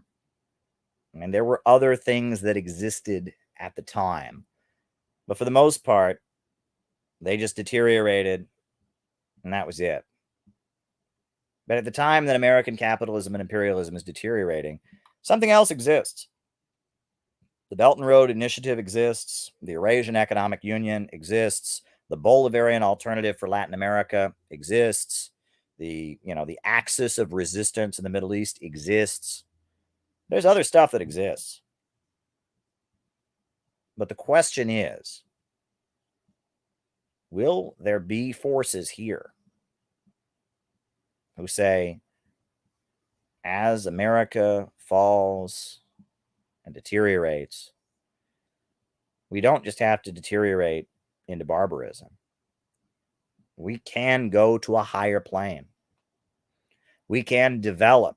We can have a United States that joins arm in arm with the people of the world. We can have an America that isn't trying to shut down and attack China, that isn't trying to shut down and attack Russia, that isn't trying to dominate the world and keep the world poor. We can have an America that is part of this emerging alternative economy where production is organized to serve public good and not the profits of a few. We can have a new America. We can have an America that moves to a higher plane. America could join the Belt and Road Initiative. America could join the Eurasian Economic Union. America, the United States, could join the Bolivarian Alternative for Latin America. And we could have a government of action that fights for working families and invests in the population and builds things like infrastructure and promotes fusion energy to rescue us from the nightmare of fossil fuels. We could have all of that. We could have all of that. But it's going to take the intervention of conscious revolutionary forces, people like you, people like me. We are going to have to come together and raise the alarm and say, We don't have to deteriorate. We don't have to. We can get out of the death spiral. We can have the United States reborn on new values. We can break apart imperialism and capitalism, and we can have the United States reborn with a government that fights for working families. The banks and the factories and the industries and the centers of economic power can be organized to serve public good and not the profits of a wealthy few. We can have a society where our natural resources, oil and natural gas and coal and timber, can be organized and the profits from them go into the public budget. We can have a society where the lending of money and banking is done strategically in the interest of the whole country. We could have an economic bill of rights guaranteeing every citizen, every person in this country, a job and housing and education. We could start viewing the population of the United States as an asset. We could see every person not as a burden, not as part of this annoying horde, the rabble that we have to manage. Instead, see them all as an asset and say, we're going to educate you. We're going to send you to college. We're going to send you to the university. We are going to pay. We're going to give you free college. And it's not because we're being nice and it's a handout. It's because we want you to become an engineer. We want you to become a scientist. We want you to become somebody who can go out and build a better country, not design better bombs and not manipulate Wall Street to more derivative ripoff schemes, but build a better country. And we can start building schools instead of prisons. We can offer our young people a future that's not opioids, a future that's not prisons, a future that's not getting shot in Afghanistan or getting shot in Somalia. And we can find more rational ways to use our resources so we don't face a looming ecological crisis. We don't have to degrow. We have to continue to grow in a smart, rational way, not with the anarchy of profits. All of this is very possible. We can have a new America on new foundations. But in order to do that, we have to get out of the movement to the masses. We have to stop reinforcing the stupid polarization of red team versus blue team. And we have to do it not on the internet. It's not going to happen on the internet, folks. It's not going to happen on the internet. We have to build communities of solidarity. And that's what Center for Political Innovation is all about. We're trying to build the community that can actually make this happen. We need a block of people who give themselves to anti-imperialism and socialism, who have the courage to get canceled. That's what we need. And there you go. That's what we offer. And there you go. And so that is my opening remarks. It went on a lot longer than I was planning to, but it all needed to be said. So hit the like button, hit the subscribe button, hit the notifications bell. And now, why don't we do our roll call? And I know Don D from NYC, our great volunteer, is going to send me the super chats. So that's going to be awesome. Don D from NYC is going to take care of that. And I'll just start calling you all out as I see you. Names and locations. Who's here with us? Names and locations. Who's with us tonight? Names and locations. Who's with us? Names and locations. Who's with us tonight? All right. We got Tristan in Maryland. Shout out to you, Tristan. Great work you're doing. John Whitty in Houston. Cleveland Pirate Alex. Ryan in Oakland. Jonathan C. in Los Angeles. Kieran from San Diego. Rice from Adelaide, Australia. We got Marty in Illinois. We got Melbourne. We got David in Seattle. Shout out to you, David. We got West Virginia, Sam Price. We got Gina from Fort Smith. North Carolina, Riles. We got Kevin Upton from Maryland. We got Calgary, Canada. Dario from Brooklyn. Joe Paradise from South Jersey. Philadelphia. We got Pasadena. We got Michael in Ithaca. Rostarucci, Ithaca. We got Viking from the Upper Peninsula, Viking Dave. We got Mark Hillary in Tacoma. Shout out to you, Mark. We got Mo and Danielle in Pomona, California. Aaron in Riverside. Mark from Utica, New York. We got Big Bill Haywood in Cincinnati, Golden Silence in East Bay, JT24 from Mississippi, Jonathan from Arlington, Virginia, Jose from Newburgh, very, very good. Far, Texas, Antonio back in NYC. Welcome, Antonio. We got Chandler from Arizona, Rochester, New York, San Antonio, Texas, Green Bay, Wisconsin, Calgary, Canada, Chandler, Rochester, New York. Very, very good. Very, very good. Jenny Lynn in Cincinnati. Shout out to you, Jenny Lynn. Kendall in San Diego. Tom Tuttle from Tacoma, right? We got someone in Peru. We got Chris in Salt Lake City. Shout out to you, Chris. Very, very, very, very good. Very, very, very, very good. We've survived spam attacks before, folks. We've survived them. Ice from Iceland. And we will continue. I don't even get the meme they're doing, but that's okay. It's not for me to get. It's their inside joke. Deborah Wilson from Mexico. Shout out to you. Neil Frazier in Hong Kong. Shout out to you. Did you guys miss me while I was gone, getting my strength back from my travels and dealing with all the tasks ahead? Micah from Las Vegas. Jason Hunt in Chicago. Getting your messages, Jason. Trying to keep up with them. All righty. Very, very good. Important business announcement. I'm going to be announcing the patrons only stream very soon. I apologize that we haven't done it. We usually do it on the first of the month, but I was not up for it on the first of the month. I was tired and had a lot going on, but we will do it next week. The patrons only stream will happen next week. If you're a patron, you'll get a message. Thank you, everybody who has messaged me about that. Don D from NYC, shout out to you, beloved member of this community. Right? We're definitely going to do a patrons only stream very soon. And I thank you for your patience. I like to do it the first of the month. I don't always do them. If you want to be part of that patrons only stream, I guess that gives you a little more time to sign up. You can sign up, right? Sign up, right? You can be part of it. So there you go. All right, folks. Don D, have you sent me the super chats? I think you have. Oh, yes, you have. There we go. Just got them. All right. So I'm cutting and pasting the super chats. As more come in, I'll be writing them down. Got a lot of super chats to get through, but that's okay because we got a lot of things to talk about. So there we go. Don't forget to tune in tomorrow, folks, when I debate Jason Unruhe, the Maoist rebel. So there we go. All righty. Okay.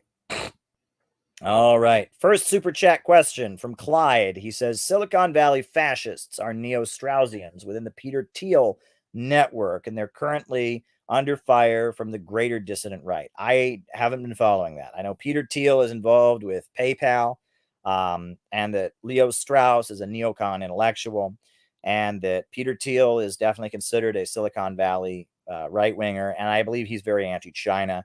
And I don't follow the fights going on within the dissident right. I know there have been attempts to, they were trying to say Peter Thiel was tied with Richard Spencer in the alt-right. I don't know what the truth in that is. These people like to play 6 degrees of separation.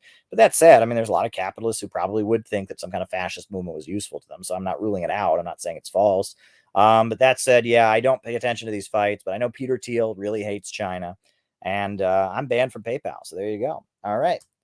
Do you think that Ernest Hemingway is a bad writer? No, I wouldn't say he's a bad writer, right? If I were to say Ernest Hemingway was a bad writer, how did you and Unruhe split? Well, we'll find out about that tomorrow, I think. But yeah, we'll have to find out about that tomorrow. It's just too close to the debate to go into detail about that. We'll find out about that tomorrow. Anyway, do you think Ernest Hemingway is a bad writer? Well, I'd be a fool to say Ernest Hemingway is a bad writer. He's one of the most widely respected writers in the English language, a progressive. He wrote about the Spanish Civil War and such. That said, I don't read fiction. I read very, very, very little fiction. I read. Read very, very little fiction. And I have never been able to read Ernest Hemingway. I just haven't been able to get into it. I've read John Steinbeck, The Pearl, The Grapes of Wrath, Cannery Row. There was a kick when I was in college. It's actually a really sad story. I'll just tell you a really sad story and you can all cry for me. Oh, okay. No, don't. It's okay. I'm joking. It's a shitty story. It's not a sad story. It's kind of a shitty story. So I was in college. I was a member of a political organization. And I am all about writing. I love writing, right? I've written many books, etc. And I was in this Marxist group, and I wanted to write writing to promote socialism. And they were a strict democratic centralist organization. Every so often, they'd let me write an article for their paper. They wouldn't let me put out other stuff, pamphlets, article. They wouldn't let me do it. And I wanted to write. And so they said, well, you could write fiction. You could write fiction, they said. So even though I don't read fiction, and it's so shitty. Like, why did I put up with this? Why should anyone put up with this? If you're good at preaching socialism, start a YouTube channel. If you're good at preaching socialism, write a pamphlet. God damn it. I don't know why I put up with this, right? It shows that, people say, oh, you're not committed to stay in a group. I was. I stayed in this goddamn group for 8 years, and I put up with a lot of bullshit. This is just the tip of the iceberg. But I was in this group, and, I wrote something, and rather than work with me to make it better, they just said, no, we have important leaders of the group who write things. So I was in college at the time, and I got on this kick that, okay, I'm allowed to write fiction. That's something I'm allowed to write. I can follow democratic centralism and write fiction. I won't be violating the democratic centralism of my party if I write a fiction book. So based on that, I started reading socialist fiction. And so I read an amazing novel called Native Son by Richard Wright. Amazing, considered one of the most important African-American novels, a Marxist novel. I read The Grapes of Wrath again. I had read it in high school, but I didn't really get it. I read it again, and this was like around the time of the financial crisis, and I really got it. The thing about killing the bank and the tractor, and oh wow, that was heavy, and the passages comparing Marx and Lenin to Jefferson and Lincoln. And oh my God, I mean, Grapes of Wrath was amazing. I read The Pearl, which is a great novel. I read Cannery Row, which talks about the Wobblies. This is all John Steinbeck. So I read that socialist fiction, and I read Native Son, and I read a book that I would recommend if you want like an action novel. It's like a socialist story, The Iron Heel by Jack London. I see Jason Hunt already mentioned it. You stole my thunder there, Jason. That's okay. I just recommended it to a friend. Robert Lawrence was asking me what he should read. I read The Iron Heel. The Iron Heel by Jack London. That's a great socialist, exciting novel. I read Looking Backward by Edward Bellamy, which is a utopian socialist novel from the 1870s. It's very good stuff. I read a lot of different socialist fiction. And I knew that Ernest Hemingway was a bit of a socialist. He wrote For Whom the Bell Tolls, The Sun Also Rises. I couldn't get into it. I just couldn't get into it. For some reason, I just wasn't going to work. I just couldn't do it. So I don't read fiction, and I have not gotten to the point where I can appreciate the writing of Ernest Hemingway. That doesn't mean it's not good, because he's one of the most widely respected writers, and there may come a time where I will be able to appreciate it. But I'm not at that point yet. So there you go. There you go. Trans people upset that imperialism is co-opting them. Well, here's a tirade I can go on. I actually can think of a trans person that I did know, who, when I knew them, I didn't know them well. I vaguely knew them. I talked to them on the phone a number of times, and I interacted with them. But this was a trans person that, when I knew them, they were obsessed with the LGBT struggle being co-opted by imperialism. And that person was Leslie Feinberg. The first openly trans activist in American history was Leslie Feinberg. She was a member of the Workers' World Party. And when I was first active, for like the first 2 years I was active in the Workers' World Party, she was still active. Now, she got sick, she got Lyme disease, and she withdrew from politics. With her health, she wasn't able to continue to be active. But for the first 2 years I was active, so was she. Leslie Feinberg. And Leslie Feinberg did the speeches that I saw at Cleveland State University. She came and gave a talk, and they wanted her to talk about trans stuff. And she got there and she talked about how the gay rights movement was being used against Cuba, and it had to be opposed. And another time I saw her speak, and it was supposed to be about trans stuff. And she got up and talked about how the LGBT movement was being used to make propaganda against Iran, and how that had to be opposed.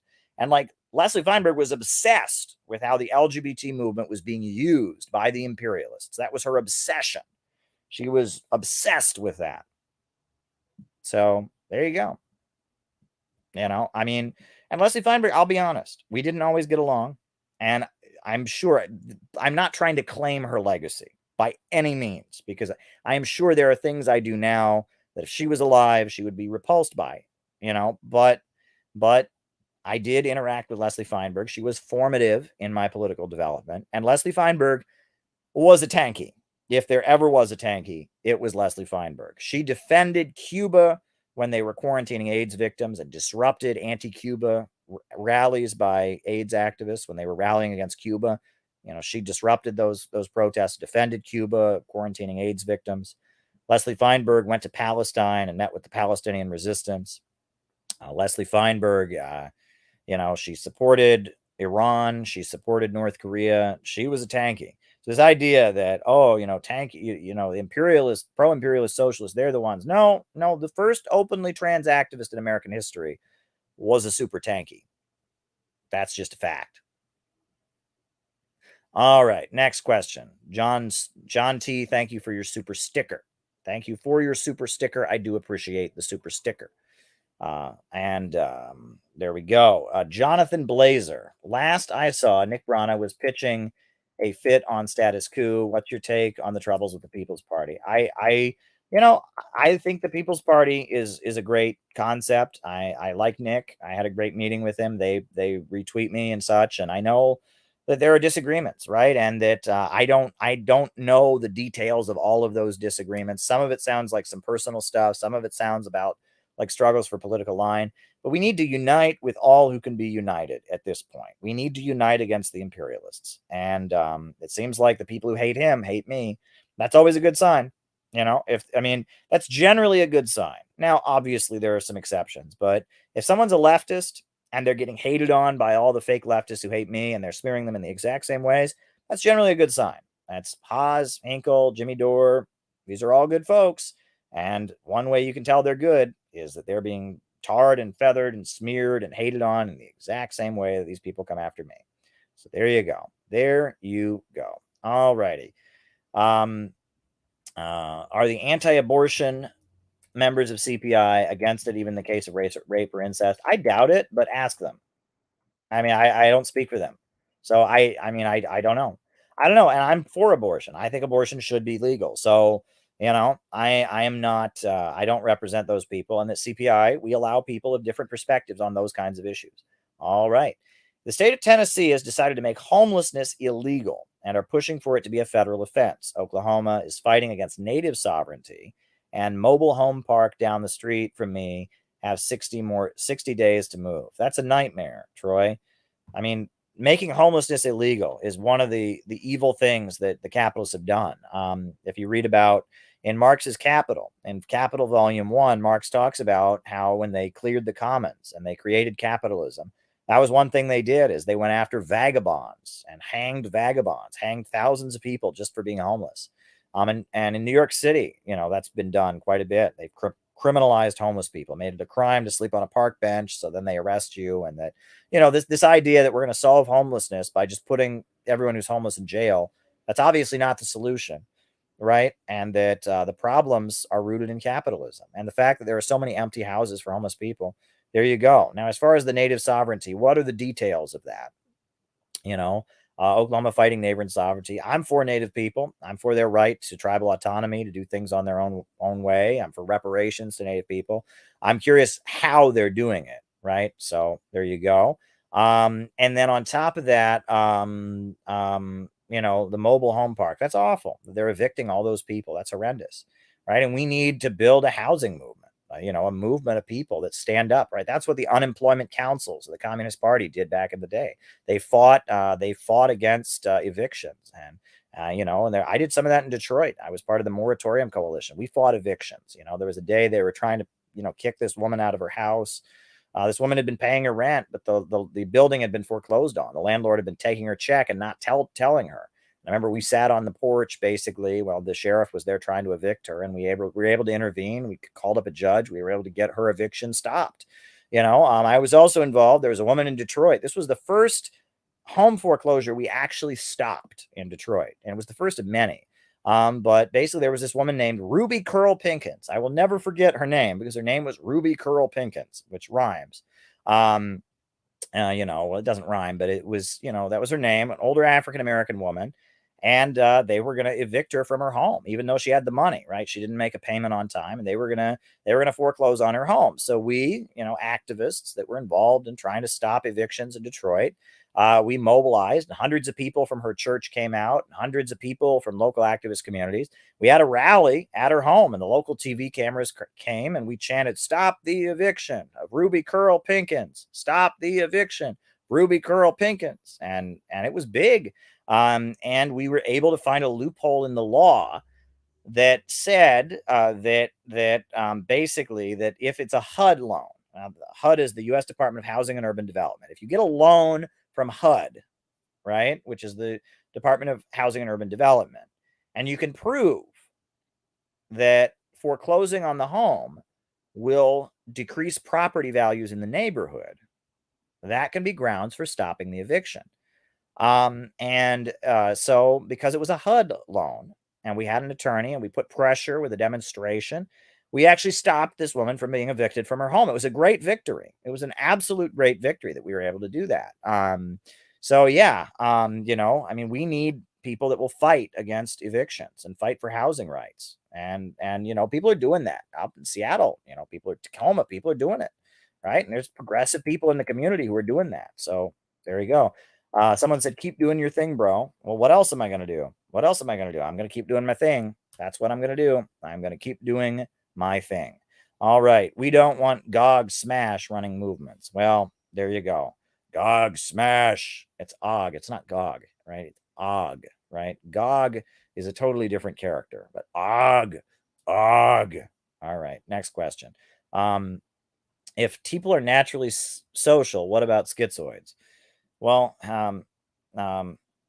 Dennis, I hate to break it to you, but schizophrenia is a mental illness.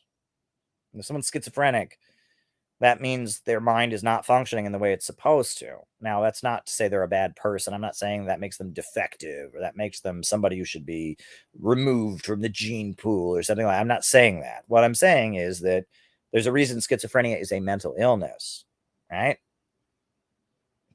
Right? There's a reason that people with schizophrenia often end up homeless or end up, you know, in a hospital or something like that, right? It's a mental illness because it isolates people from other people, right? And that's one of the ways that people, that's the basic manifestation of schizophrenic mental illness, is people are cut off from the rest of other people.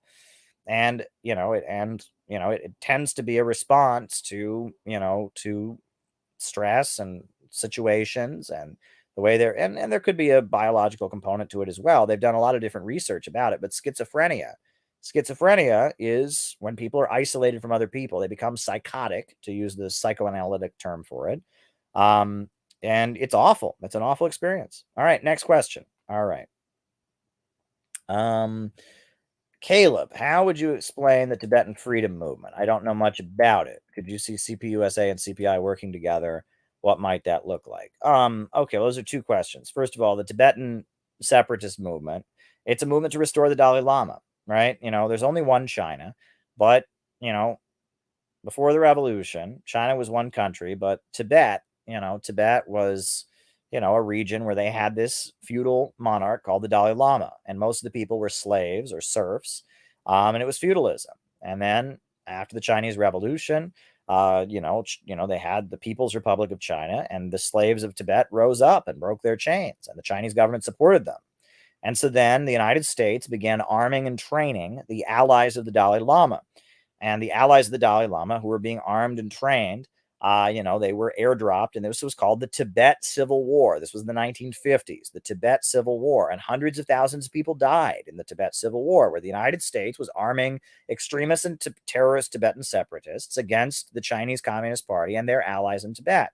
And it was awful. And you should go read what Anna Louise Strong, who was there, wrote about how the Tibetan people were very happy to have feudalism lifted, to not get their eyes gouged out, and to not be tortured. And, W.E.B. Du Bois, the great African-American scholar, he was also there. And that the Chinese Communist Party was building hospitals and schools and raising the Tibetan people up. And that, the USA was funding Tibet separatism. But then in the 1970s, Tibet separatism got reinvented into a woke, trendy liberal cause. And they recruited Hollywood hippie kind of people. And they made a movie called 7 Years in Tibet, the author of which was an actual literal member of Hitler's SS, Heinrich Harrer, right? It's so funny. It's like the wokes, they love 7 Years in Tibet. The book's written by an actual card-carrying Nazi. But, the Tibet separatist movement, yeah, it's a U.S. imperialist movement about trying to tear apart China. Most Tibetans don't support it. And at this point, the Chinese government is building traditional Tibetan monasteries.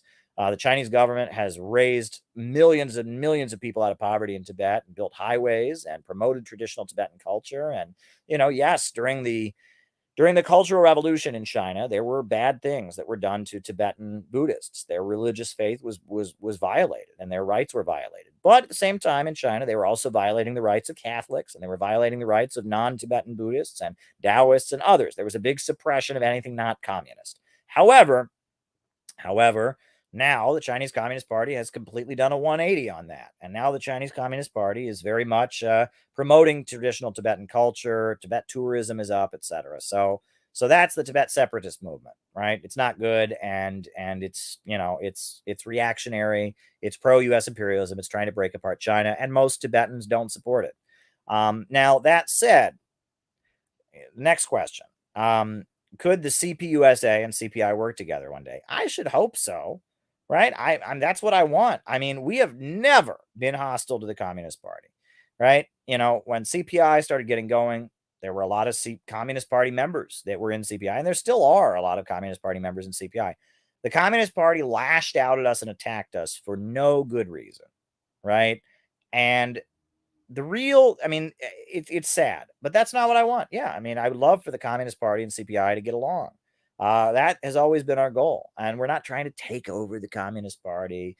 We're just, CPI is not a party. It's a think tank. And there are members of many different parties in CPI. We do not, and we just, the fact that a lot of people in the Communist Party, even now, after they've had this crazy crackdown, this crazy witch hunt on us, there's still a lot of people in the Communist Party who listen to us. That's a good sign. But they have gone all out to smear us, to call us Nazis, they're desperate because they're not serious. Right? And I don't know any other way to say it, but the people running the Communist Party right now are not serious, right?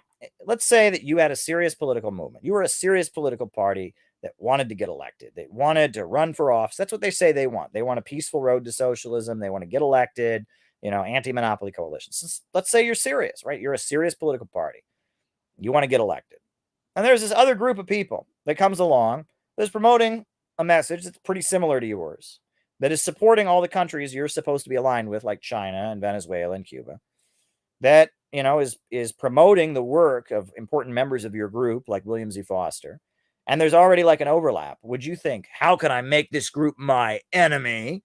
Or would you think, how can I get along with these people? And it's pretty basic. You know what I mean? If they were serious, they would find a way to work with us. And if they don't like something about us, right, if they think that we're not understanding how important it is to defeat Donald Trump and all of that, wouldn't they want to change us to make us part of their progressive anti-Trump coalition? Wasn't that what they would want? I don't know. It's like, Lenin recruited Trotsky to join the Bolsheviks. Lenin sat down with all the prominent revolutionary leaders in Russia to form his party of new type. And Trotsky said no. And then in July of 1917, even Trotsky, after he dumped on Lenin and all that, let him in. Lenin let Trotsky in, because when you're trying to win, you want allies. Well, they ain't trying to do that. No, they ain't trying to do that. And it appears to me that the people running the Communist Party, this is their little kingdom. And the Workers' World Party was the exact same way.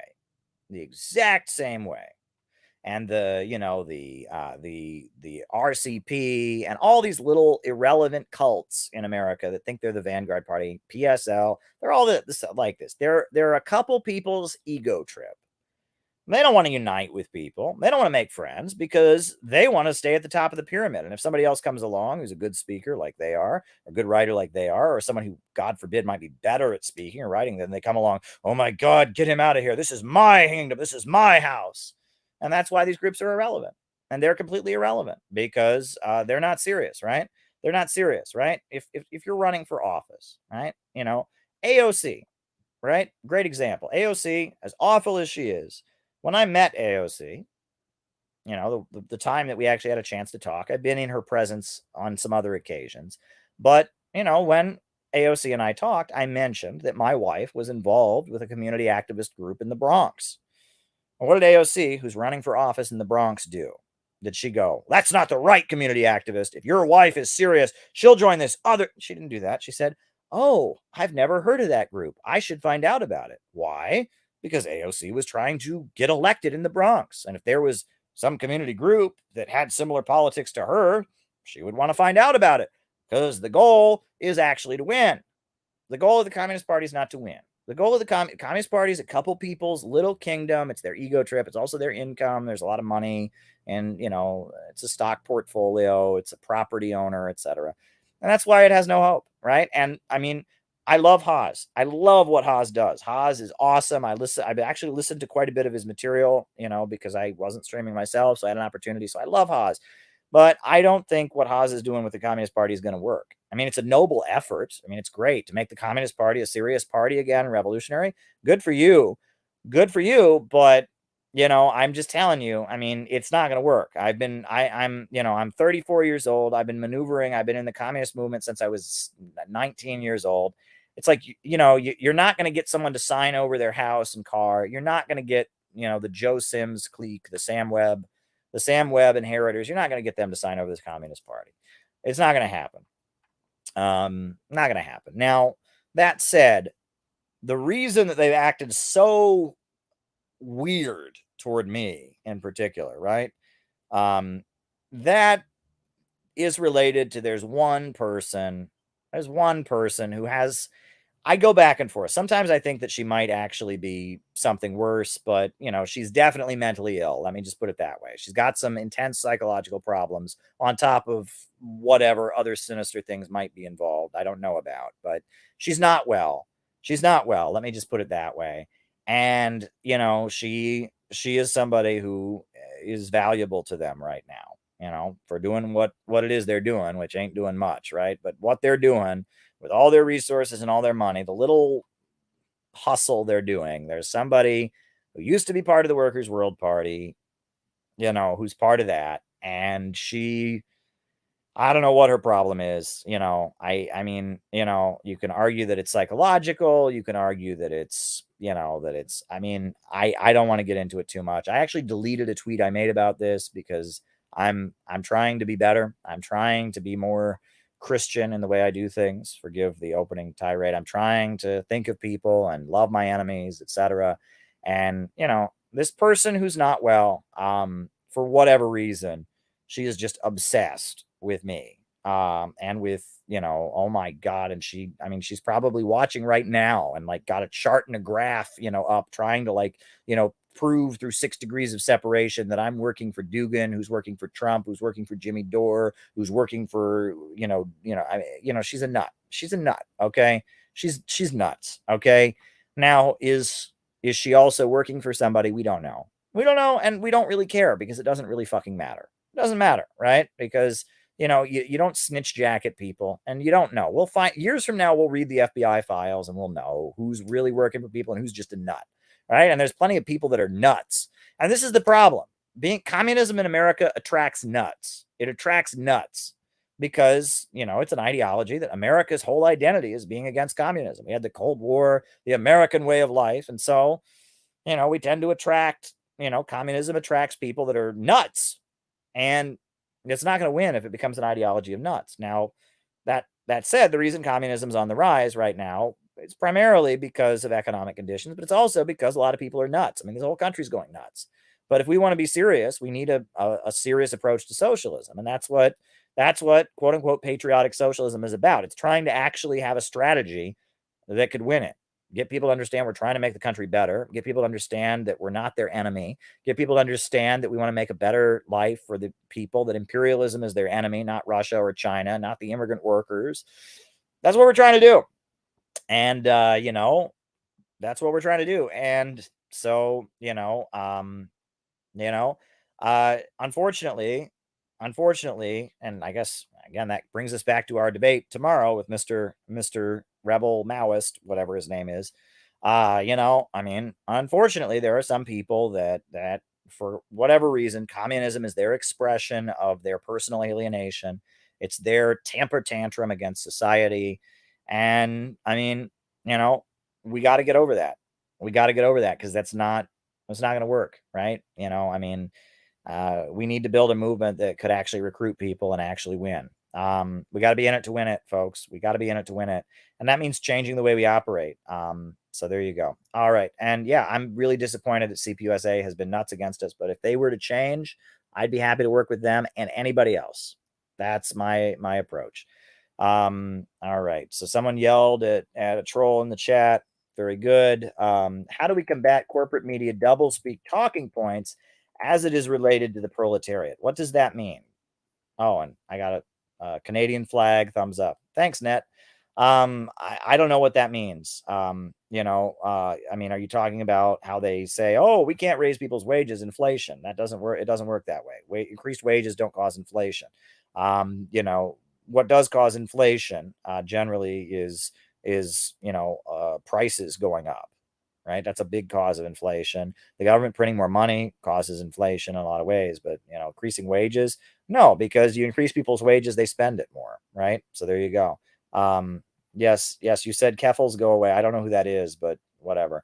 All right. All right. Okay. Christianity was in opposition to human domestication. Yeah, it was in opposition to slavery, right? I mean, there you go. You know, it was in opposition to slavery. And it was, you know, infanticide. That was one big aspect of the Roman Empire is they were committing infanticide, killing babies, you know, and Christianity, when the Roman Empire became Christianized, they stopped doing that. They were trying to show, oh, we're more loving and friendly. They weren't. What books do you recommend on Fred Hampton and Huey Long? Well, Fred Hampton, you know, the best book that I've ever read on the history of the Black Panther Party is called We Want Freedom by Mumia Abu-Jamal. It's very good and very detailed and very researched, and that's the best book that I've ever read on it. There's another good book called Black Against Empire. I would also recommend getting your hands on Huey Newton's actual writings. They're very good. The polemics with Eldridge Cleaver, antinatalism, Malthusianism. Writing it down. You know, the polemics with Eldridge Cleaver are pretty good. You know, so that's pretty good. Natalism, Malthusianism. So there you go. And as far as Huey Long, you can read Huey Long's actual writings. He wrote some books that are still in print. You can still get your hands on. So there's that. Then there's also, in addition to that, there's a number of good biographies that really get into the essence of who he was. And he's a complex figure. He wasn't a Marxist, but he was definitely a socialist. He came out of the socialist movement. He was a complex figure. Certainly a complex figure. All right. Why do large construction sites in the USA always have the American flag fly? I don't know. That's a good question. I don't know. You know, it used to be in New York City. I know that in a lot of places, like in the 50s, 60s, even up into the 70s, they actually had a law that if you had a protest of any kind, you had to have an American flag there. And that's a very strange law. And a lot of cities had that law. And they eventually did get rid of it. They ruled it's not constitutional because the flag could be interpreted as a political statement. But it used to be, I know somebody who got arrested because they didn't have a flag at their protest, right? And that was the charge against them. Isn't that wild? But yeah, a lot of the construction unions tend to be, you know, patriotic, American jobs for American workers, you know, and that a lot of unions will run a kind of protectionist line, right? That protect the American economy with tariffs and stuff. So that may come from the unions, right? A lot of times the unions are into the flags, right? And that's one thing. Again, if you think American flags is Nazi, forget the labor movement, because I mean, every labor rally I've ever been to has seas of American flags, you know? I went to a rally of auto workers in Michigan who were protesting, basically demanding that that the company they worked for, Chrysler, make their cars in the United States and not Canada. And it was just a sea of American flags, and they're chanting, "Make them where you sell them, make them where you sell them, make them where you sell them." You know, they had American flags. I guess they must have all been Nazis. A lot of them were black, and a lot of them were Arab. Majority were probably white, but they all had flags, so I guess they all must be Nazis, right? I mean, this is how stupid the left is, right? You got to get over this, right? But anyway, okay, the ultra left, I should say, the synthetic left is stupid. All right. Next question. The Eastern Roman Empire, the Greek-speaking half, survived until the Ottomans took them down. Yeah, right. Part of the deterioration of the Roman Empire is they divided the Byzantine Empire and all of that, and eventually you had the rise of what's his name? Oh God, what is his name? Charlemagne and all of that. Yeah, it was a process. The deterioration of the Roman Empire was a long process. That is correct. All right. I follow a streamer who says that Newland's call is not for evidence because Newland only talks about who should take over Ukraine. I know it's true, but I'm not. What? I don't know what you're talking about there, Grimes. Victoria Newland is, a neocon. She was U.S. ambassador to Ukraine. She's now U.S. Undersecretary of State. She manages U.S. policy in relation to Ukraine. Stokely Carmichael. We can talk about that. But I don't know. I don't know what you're getting at there. All right. All right. Antinatalism is Malthusian. Yes, it is. The idea that, expanding the population must be stopped. We got to reduce the population because people are a cancer on the earth. That is Malthusianism. Yes, antinatalism is an expression of Malthusianism. And who was Stokely Carmichael? Stokely Carmichael, he was a leader of the Student Nonviolent Coordinating Committee, which was a civil rights activist group in the early 1960s. He is the person who coined the term Black Power. And he is, I believe he's of Caribbean origin. I believe he was from like Trinidad or where was it? Trinidad or St. Lucia or someplace like that. But he was a black civil rights activist, leader of the Student Nonviolent Coordinating Committee. Eventually, he joined the Black Panther Party. And he kind of had his own following.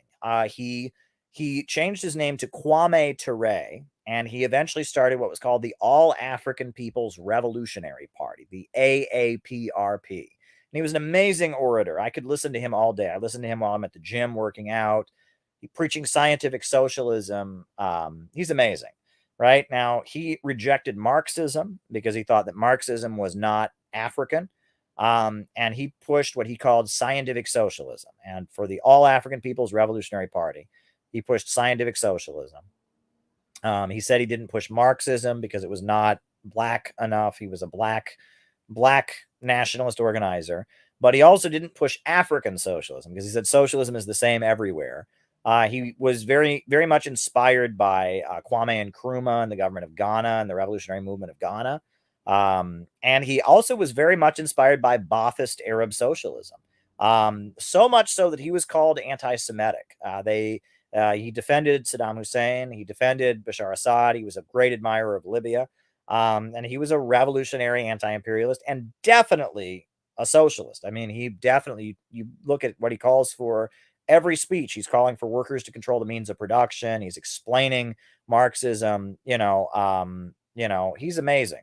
He's really, really an amazing speaker, writer. He articulates anti-imperialism, fits it in with the Black freedom struggle in the United States. Just a great guy in so many ways. I could listen to him all day. There's a lot of speeches on the internet by Kwame Ture. So if you want to listen to some Marxist talk, listen to Kwame Ture, Stokely Carmichael, a great figure. All right, folks. We have one more super chat here. I was saying, I know it's not true that Newland had no say in Ukrainian politics after Maidan. Oh, right. Well, there was that recording of her, picking who the leaders of Ukraine were, right? It's a recording, right? And that she was involved in the Euromaidan movement and all of that. I mean, there was a recording leaked. You can see her. She was going to the protests. Thank you. I will keep doing my thing. She was going to the protests and supporting the protesters and Euromaidan. And she's on the phone picking who the successor would be and all of that. But they just love to, how do you know that? How do you know that? Well, Russia said it can't be true. Well, that recording, how do you know it was real? I mean, they do that. Anything that you say that is like, these things are like obvious facts. And they just go, it can't be true because it sounds like something Russia might say. And it's like, you mentioned the biolabs. Oh, the biolabs don't exist. Actually, they do. Oh, they do exist. Sure, I was just lying a minute ago, but they're actually happy, fun labs. And it's like, no, I mean, it's like You say something, they say, oh, that's propaganda, prove it. You prove it, then they say, oh yeah, well, that doesn't mean this. And they just play this game. They just play this game. So, it's frustrating, right? That these people are just so committed to supporting US imperialism and supporting the Azov battalion and pushing for World War III against Russia. It's like they just want to believe in US imperialism. And that's why we got to stand against them. And that's why we got to break with the synthetic left, because it's run by these people that are just agents of US imperialism. All right, folks, we're cutting it off here. Have a good night.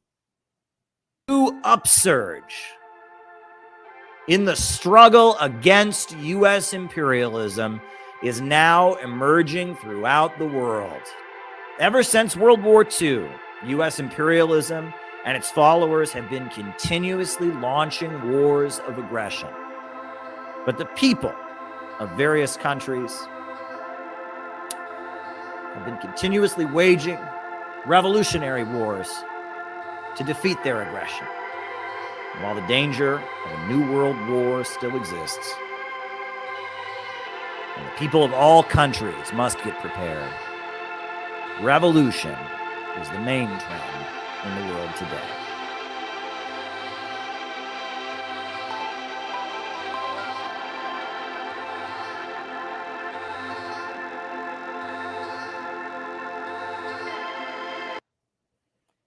Thank you very much. I do appreciate it, and I will keep it up. Much love. Thank you, everybody. We'll be in touch. Talk to you soon.